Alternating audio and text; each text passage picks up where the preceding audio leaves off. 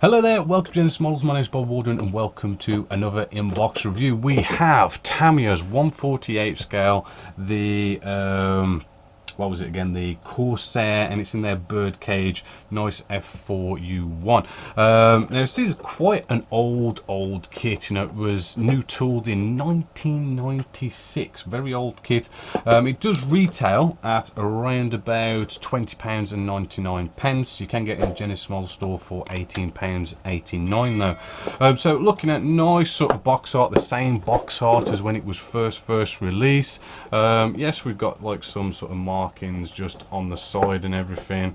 Right, it is kit number 61046 for those of you who are interested in that kind of thing. Let's just open this up.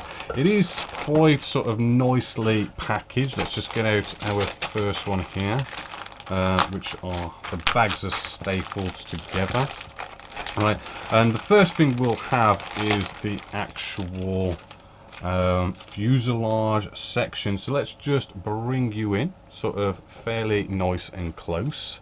The camera's just here, and what you can see is, yes, although it's an old kit, we are looking at some really sort of nice, pretty sort of crisp recessed panel lines, and they don't fade on that 90-degree angle as well, which is rather good. Same with the opposite side with our other fuselage. Flipping it over on the inside, we do have some sort of nice detail just in there. I am seeing ejector pin marks on some flat areas, which you probably might not see, but at least it's not on any of the detail. Same the opposite side. Nice bit of rib work going on just inside there. We have something weird. Oh, okay, that has like come off the screw, our engine cowl just here. Again, same level of detail inside there, as well as some nice recess rivets also, which is, you know, even though it's old, you know, it's Tamiya, it's looking pretty damn good. We do have some instrument display panels just here, and hopefully, as you can see just in there, it is showing a lot of nice dials and stuff, and the recesses, and quite a nice bit of detail, bit of engine detail here as well. That's showing, you know, a nice bit of detail in that. Should look good with probably like natural metal finish paints or something along those lines. Again, we've got some more cockpit detail here also, which is again showing quite a lot of nice detail.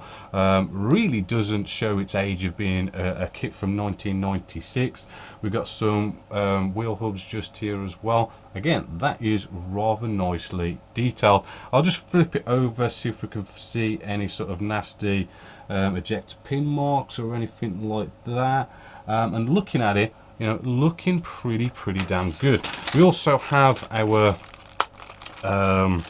canopy section just here. So if I just get this out, as you can see, you know, first look, it's looking pretty damn shiny, looking quite good. But I'll just put this up to the light just so as we can see. It is looking pretty damn shiny, but when you put it up to the light, you can't see it on camera, but this is looking a little bit scuffy right there, but that looks like it can be polished out. So, you know, pretty not bad, not perfect, but is looking pretty good.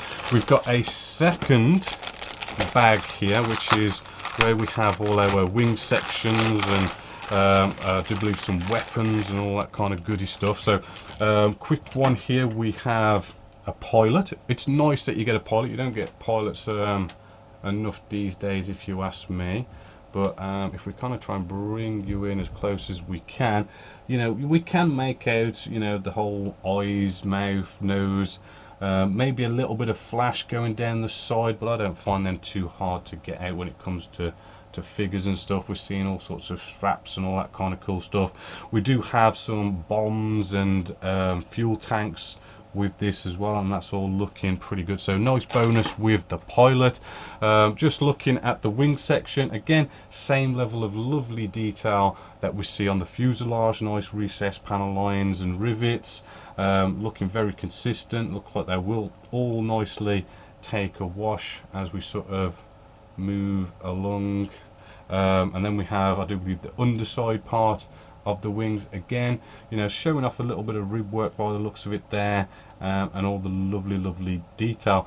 It is looking a little bit complex maybe with the shape, so we might have a fit issue or two. I haven't built this, but just flipping this over, ejector pin marks. I mean, in the wheel well just here, I am seeing some ejector pin marks just in there, which is maybe a little bit of a pain. It's probably the main area where I've seen ejector pin marks, but you know, things like the wheel well doors and all that kind of stuff, they don't have ejector pin marks.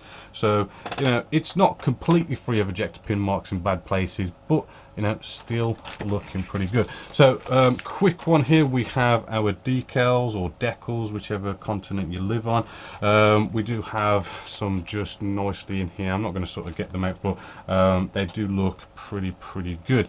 The instructions, well, I mean, being a typical Tamiya, it's all this folding out business, which I don't personally like. Let's just bring you maybe a little bit closer on the top cam there. Yes, we start off with a cockpit tub. Looks quite easy to follow. Does look like we get some nice decals for the instrument display panels if you like that sort of thing, right? I do kind of like it personally myself.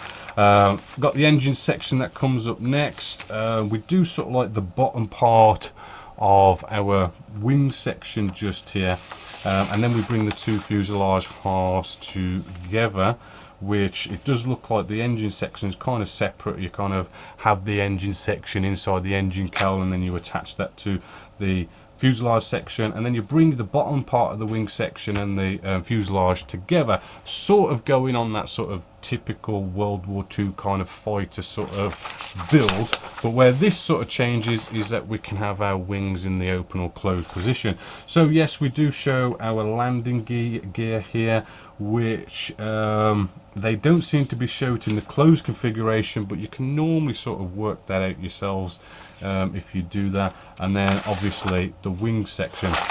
So let's just turn this over, and you know, we do, looks like we can have things like flaps and stuff like that in sort of any position we want, which is kind of cool, as we can you know, sort of customize this a little bit. But then yes, you do have the two different options of having the wings in the open or closed position. How well they're going to fit if you decide to have your wings sort of nicely locked and nice and straight, that sometimes sort of depends how well the fit is. Tamiya is normally good for that, but you may find fit issues there. That's probably the one place you're going to find them. Not if you have them sort of nicely folded up, you know, because then they don't really sort of, you don't need to have that nice sort of, you know, almost seamless sort of finish to it. Apart from that, doesn't look like too bad or too hard a kit to build. It does look like we have 3 different markings for this kit. Doesn't show you any colour, which is a bit of a shame. It would be nice to see it in colour, you know, but it should get you there with all the decals and how it all goes together. So other than that, I mean, what I like about these old Tamiya kits that are like from 1990 or 2000 is, you know, it is still Tamiya. You know, they are still pretty good fitting kits. The detail is still there, even though it's an old kit, you know. But what I do tend to notice is they don't seem to whack those prices right up. You know, I mean, this kit is RRP'd at £20.99, which is actually, you know, a pretty damn fair price for a 1/48 scale World War II fighter. So although it is old, it is by Tamiya, so they generally do sort of go together quite well and look really good at what is a pretty damn nice price. So yes, definitely a big thumbs up here at Genesis Models. But as always, until next time, my name is Bob Warder, and this is Genesis Models, and I hope you've enjoyed.